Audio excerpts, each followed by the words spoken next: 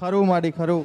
અને હું બેઠી છું ઉશિંદ વનસપરા નદી ગદ્રપિયા મેલડી એ કાળકાનું ભજન કરજો અને કાળકા ઉપર શ્રદ્ધા અને વિશ્વાસ અને ભાવ રાખજો. એક દાડો દીકરી જ્યોતિ થશે, મારો આશીર્વાદ છે. મુશિંદ વનસપરા નદી ગદ્રપિયા મેલડી એવા આશીર્વાદ આલું છો. કારણ કે કંઈક મારા આના લેખ હશે ને નારાયણ વચ્ચે પડ્યો છે. તોય હું ભગવાનને કહું છું કે જવા દેજે ભગવાન મહાદેવ. જેમ હું કાળકાને કહું છું કે છોડી દે એવી રીતે ભગવાન તમે કહેજો કાળકાને કે છોડી દે. ના ના માજી કરશું. એટલે પાવાગઢ જાઓ અને અરજી કરો, એને મનાવો. તમારા વડીલો ગુનાહ કરીને ગયા છે એટલે તમારે જવું પડે.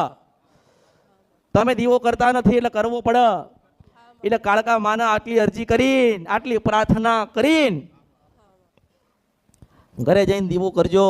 મહાકાળીના નામનો ચોખાનું નિવેદ ધરાવજો, એક શ્રીફળ ધરાવજો અને બેહીન બે દીવા આગળ આખું પરિવાર માફી માગજો ને કહેજો કે માં દીકરીને તારામાંથી થોડું તેજ આલજે. તારા હજારો તારી પાસે રતન છે, એમાંથી 2 રતન એને આલજે માં, કે તારો દીવો જોઈએ કા. જેમ જેમ દીવા કરશો, જેમ જેમ સમય જશે એમ એમ પરિવર્તન થશે. હું નારાયણની સાક્ષી અમૃતની જોગ માયા મેલડી બોલું છું, હું ભગવતી બોલું છું. એક રહી જાય છે, એક જ આ કાળકા રહી જાય છે એટલે દુઃખી છો. કોઈ માને ના માને, કોઈને શ્રદ્ધા હોય ના શ્રદ્ધા હોય, કોઈનો વિશ્વાસ હોય ના વિશ્વાસ હોય.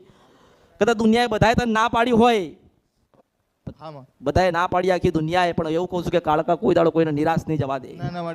મને એના ઉપર મને પૂરેપૂરો એના પર શ્રદ્ધા અને વિશ્વાસ છે કાળકા ઉપર. કારણ એ જ કહું છું કે જે બતાવું છે એ કરો, જ્યાં મોકલું છે એ કરો, જ્યાં ઘરે જઈને દીવો કરીને પ્રાર્થના કરવાની છે એ કરો. કારણ કે એને ઓલિમેશન તો એ જગાડ છે.